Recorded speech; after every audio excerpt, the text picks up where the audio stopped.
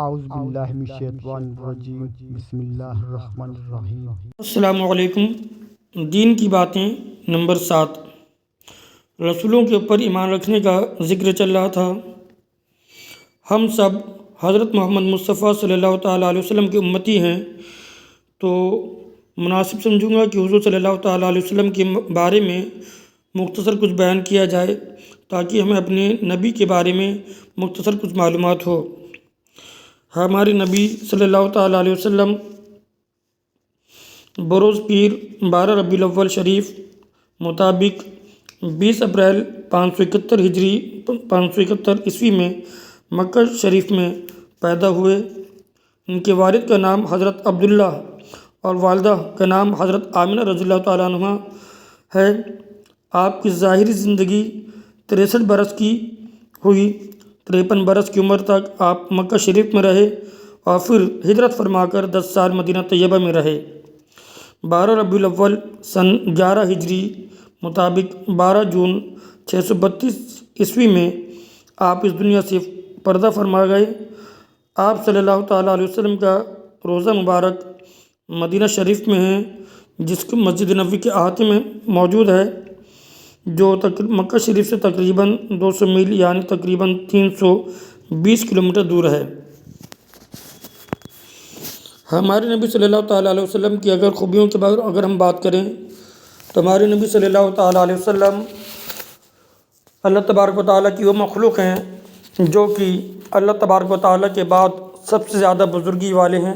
اور اللہ تبارک و تعالیٰ کے بعد اگر کسی کا مرتبہ ہے تو ہمارے محمد رسول اللہ صلی اللہ تعالیٰ علیہ وسلم کا ہے۔ ہمارے نبی سید الانبیاء ہیں، یعنی تمام نبیوں کے سردار ہیں، خاتم الانبیاء بھی ہیں کہ ان کے بعد کوئی نبی نہیں آنے والا۔ اگر کوئی شخص اس بات کا یقین رکھتا ہے کہ ہمارے نبی صلی اللہ تعالیٰ علیہ وسلم کے بعد کوئی دوسرا نبی آ سکتا ہے تو وہ کافر ہے، وہ اس کے پاس ایمان کی دولت نہیں ہے۔ ساری مخلوقات اللہ تبارک و تعالیٰ کی رضا چاہتے ہیں اور اللہ تبارک و تعالیٰ حضور صلی اللہ تعالیٰ علیہ وسلم کی رضا چاہتا ہے۔ حضور کی فرما برداری اللہ تبارک و تعالیٰ کی فرما برداری ہے۔ زمین اور آسمان کی ساری چیزیں آپ صلی اللہ تعالیٰ علیہ وسلم پر ظاہر ہیں۔ دنیا کے ہر گوشے اور ہر کونے میں قیامت تک جو کچھ ہونے والا ہے حضور اس طرح ملاحظہ فرماتے ہیں جیسے کوئی اپنی ہتھیلی دیکھے۔ اوپر نیچے آگے اور پیٹھ کے پیچھے یکساں دیکھتے ہیں، آپ کے لیے کوئی چیز آڑ نہیں بن سکتی۔ حضور صلی اللہ تعالیٰ علیہ وسلم جانتے ہیں کہ زمین کے اندر کہاں کیا ہو رہا ہے۔ خشوع جو دل کی ایک کیفیت کا نام ہے، حضور صلی اللہ تعالیٰ علیہ وسلم اس کو بھی باقاعدہ طور پر ملاحظہ فرماتے ہیں۔ ہمارے چلنے پھرنے، اٹھنے بیٹھنے اور کھانے پینے وغیرہ ہر قول و فعل کی حضور صلی اللہ تعالیٰ علیہ وسلم کو ہر وقت خبر ہے۔ ہمارے نبی صلی اللہ تعالیٰ علیہ وسلم تمام انبیاء علیہ السلام کی طریقے سے زندہ ہیں، کیونکہ حضور صلی اللہ تعالیٰ علیہ وسلم کی ایک حدیث مبارکہ ہے جس کا مفہوم یہ ہے کہ اللہ تبارک و تعالیٰ نے زمین پر انبیاء کرام علیہ السلام کے جسموں کو کھانا حرام فرما دیا ہے۔ تو اللہ تبارک و تعالیٰ کے نبی زندہ ہیں، روزی دیے جاتے ہیں اللہ تبارک و تعالیٰ کی طرف سے، اور اگر کوئی شخص نبیوں کے زندہ ہونے پر شک کرتا ہے تو وہ ظاہر سی بات ہے کہ بد مذہب ہے اور اس کا ایمان جو ہے وہ کامل نہیں۔ ہمارے نبی صلی اللہ تعالیٰ علیہ وسلم ہر خوبی سے آراستہ تھے، ایک معتدل مزاج والے تھے۔ ہر طریقے سے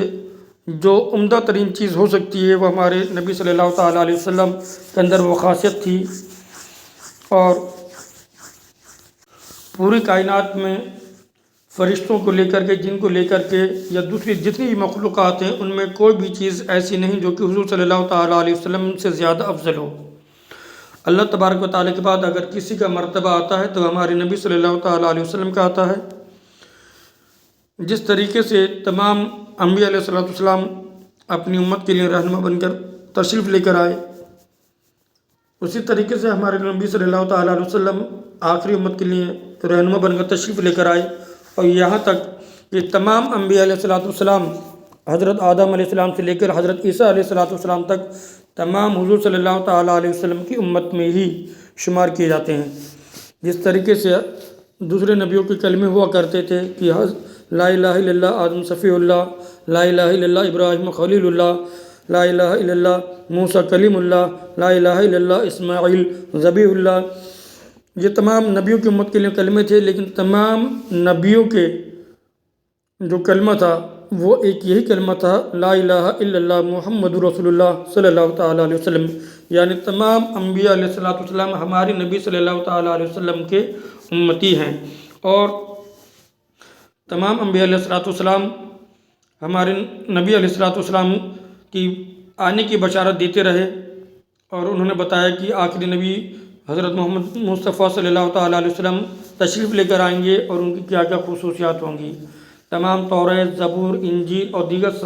صحیفے جو نازل ہوئے ان میں ہمارے نبی صلی اللہ تعالیٰ علیہ وسلم کی نعت اور ان کی بڑائی بیان کی گئی اور ان کے آنے کی بشارت بھی دی گئی، اور تمام امتیوں کو اس چیز کی، جو دیگر امتیں گزری ہیں پہلے، ان سب کو اس چیز کی تلقین کی گئی کہ جب تمہارے بیچ حضرت محمد مصطفیٰ صلی اللہ تعالیٰ علیہ وسلم تشریف لے کر آئیں تو ان کے اوپر ایمان لے کر آؤ۔ لیکن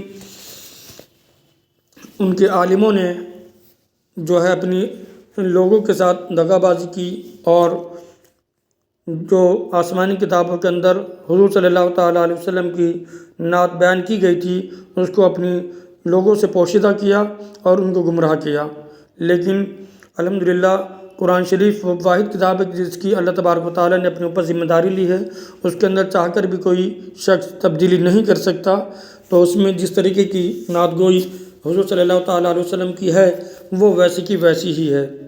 اس کی ایک مختصر آیت وَرَفَعْنَا لَكَ ذِكْرَكَ کہ ہم نے تمہارے لیے تمہارے ذکر کو بلند فرما دیا ہے۔ حضور صلی اللہ تعالیٰ علیہ وسلم کی ایک ایسی نعت ہے کہ جس کی برابری کوئی دوسری نعت نہیں کر سکتی، کہ جس کے ذکر کو اللہ تبارک و تعالیٰ خود بلند فرمائے، اس کے ذکر کی کیا شان ہوگی۔ تو ظاہر سی بات ہے کہ ہمارے محمد مصطفیٰ صلی اللہ تعالیٰ علیہ وسلم سب سے برگزیدہ بندے ہیں اللہ تبارک و تعالیٰ کے، اور